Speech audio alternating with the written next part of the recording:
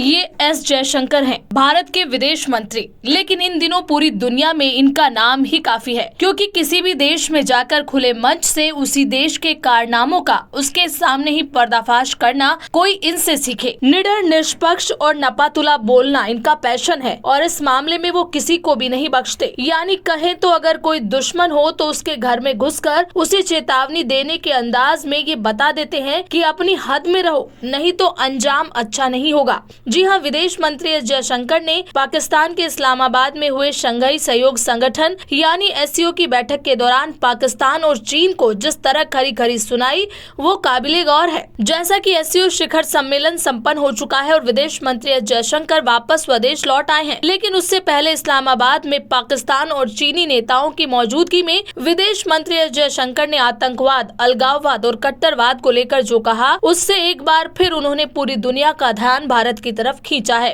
दरअसल जयशंकर ने पाकिस्तान का नाम लिए बिना उसे आतंकवाद के मुद्दे पर घेरते हुए कहा कि बेहतर रिश्ते के लिए भरोसा जरूरी है और अगर भरोसा ही नहीं हो तो कुछ भी नहीं है। जयशंकर के मुताबिक अगर सीमा पार से आतंकवाद, चरमपंथ और अलगाववाद जैसी गतिविधियां होती हैं तो इनसे व्यापार, ऊर्जा प्रवाह, संपर्क और लोगों के बीच संपर्क को बढ़ावा मिलने की संभावना नहीं है।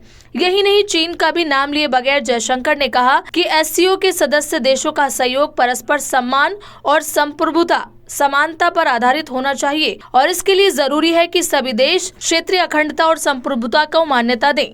जयशंकर ने कहा कि वास्तविक साझेदारी का निर्माण होना चाहिए, न कि कोई देश एक पक्षीय एजेंडे को आगे बढ़ाए। जयशंकर का इशारा कहीं न कहीं सीपीई यानी चीन पाकिस्तान इकोनॉमिक कॉरिडोर की तरफ था। जयशंकर के मुताबिक अगर हम दुनिया की स्पेसिफिक प्रथाओं, परंपराओं को ही अलग बढ़ाएंगे, खासकर व्यापार और व्यापारिक मार्गों के लिए, तो एससीओ की प्रगति नहीं होगी। इस दौरान जयशंकर ने ये भी कहा कि एससीओ का प्राथमिक लक्ष्य है आतंकवाद, अलगाववाद और अतिवाद का मुकाबला करना होगा और इसके लिए ईमानदार बातचीत, विश्वास, अच्छे पड़ोसी, एससीओ चार्टर के प्रति प्रतिबद्धता जरूरी है। यही नहीं, एससीओ के मंच से जयशंकर ने कहा कि संयुक्त राष्ट्र सुरक्षा परिषद में सुधार की अपनी मांग दोहराई। उन्होंने कहा कि सुरक्षा परिषद का पुनर्गठन करने का समय आ गया है, जिससे ये ज्यादा से ज्यादा देशों का प्रतिनिधित्व कर सके, अधिक समावेशी, पारदर्शी, प्रभावी, लोकतांत्रिक और उत्तरदायी बन सके। साथ ही जयशंकर ने कहा कि बहुराष्ट्रीय संगठनों में सुधार की सख्त जरूरत है और एससीओ को इतने महत्वपूर्ण पदों पर चुप बैठने की बजाय इस तरह के बदलावों की वकालत करने में अग्रणी भूमिका निभानी चाहिए। आपको बता दें कि इस्लामाबाद के जिन्ना कन्वेंशन सेंटर में उनका स्वागत पाकिस्तान के पीएम शहबाज शरीफ